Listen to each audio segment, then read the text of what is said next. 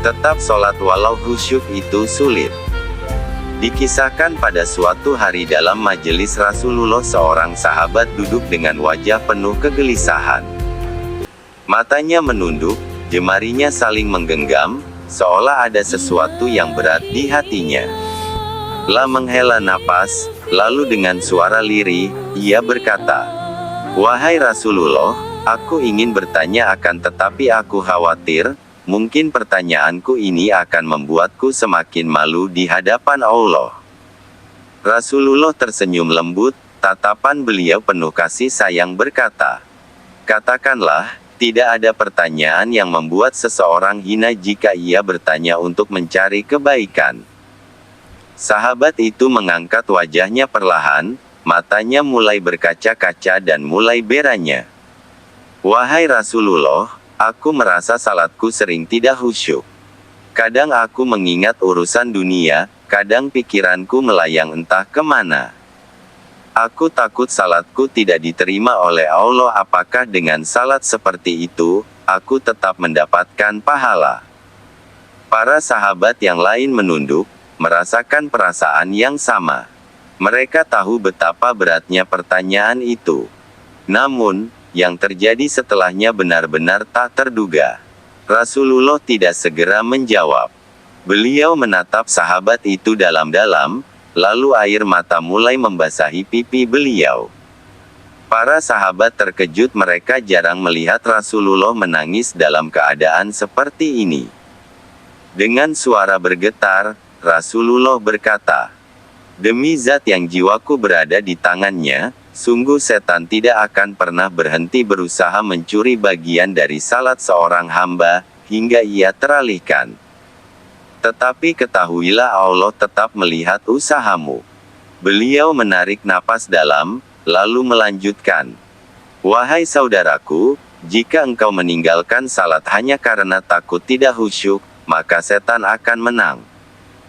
Tetapi jika engkau tetap berusaha salat meski dengan kehadiran pikiran yang mengganggu, ketahuilah setiap kali engkau berusaha kembali kepada Allah dalam salatmu, saat itulah Allah menyambutmu." Air mata sahabat itu jatuh. Lah menangis, begitu pula para sahabat lainnya. Kemudian Rasulullah berkata dengan penuh kelembutan, "Bayangkan seorang ibu yang melihat anaknya berjalan ke arahnya, tetapi anak itu sering jatuh dan tersandung. Apakah sang ibu akan marah? Tidak. Lah justru akan berlari menghampirinya, mengangkatnya, dan mendekapnya erat. Itulah Allah. Dia zat yang lebih penyayang dari seorang ibu kepada anaknya.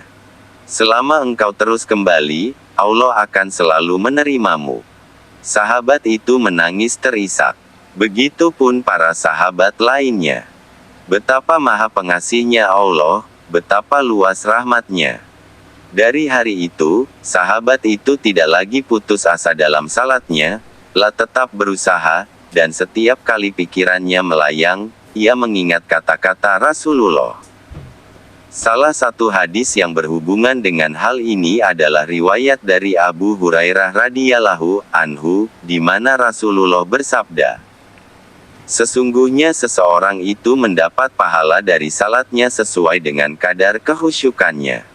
Ada yang mendapatkan setengahnya, ada yang mendapatkan sepertiganya, ada yang mendapatkan seperempatnya, ada yang mendapatkan seperlimanya, hingga ada yang hanya mendapatkan sepersepuluhnya."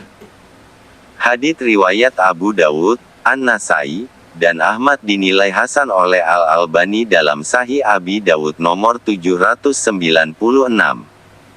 Selain itu, ada kisah lain dalam Sunan Abu Dawud nomor 911, yang diriwayatkan dari Abu Hurairah, bahwa Rasulullah melihat seseorang yang salat tetapi terburu-buru, lalu beliau bersabda, "Kembalilah dan sholatlah, karena sesungguhnya engkau belum sholat."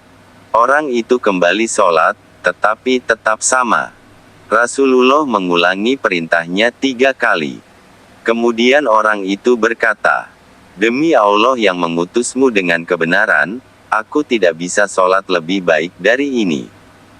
Maka ajarkanlah aku." Rasulullah kemudian mengajarkannya cara sholat dengan tumaninah, ketenangan, dan kehusyukan.